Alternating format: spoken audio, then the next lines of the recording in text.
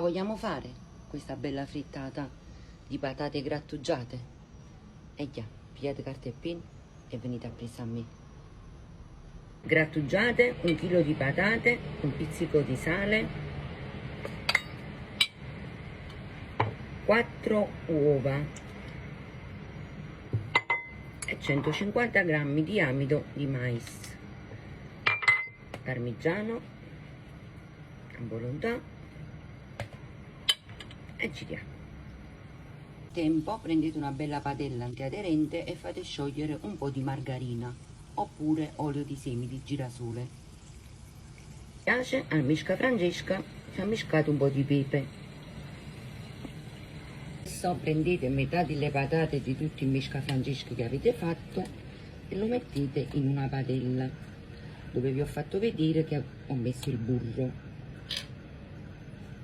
Delle patate ho grattugiato un galbanino.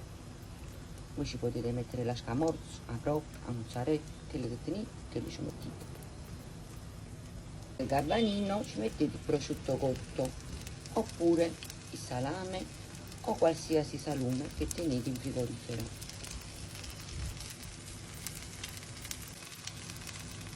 Adesso prendete in metà che vi era rimasto il misca Francesca con le patate e lo mettete sopra al prosciutto cotto e al galbanino e lo stendete.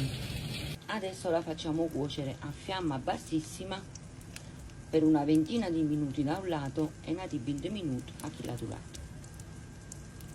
Siamo pronti per girare la frittata. Ognuno si gira la frittata a modo suo. Guardate qua che meraviglia.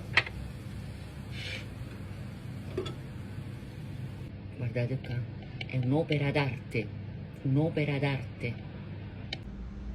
Assaggiamo. Ecco qua, guardate qua che bellezza. Sono gamastri frittate.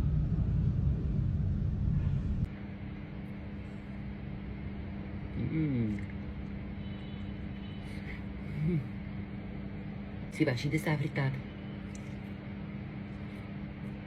Scriviamelo nei commenti. Mamma, come è buono.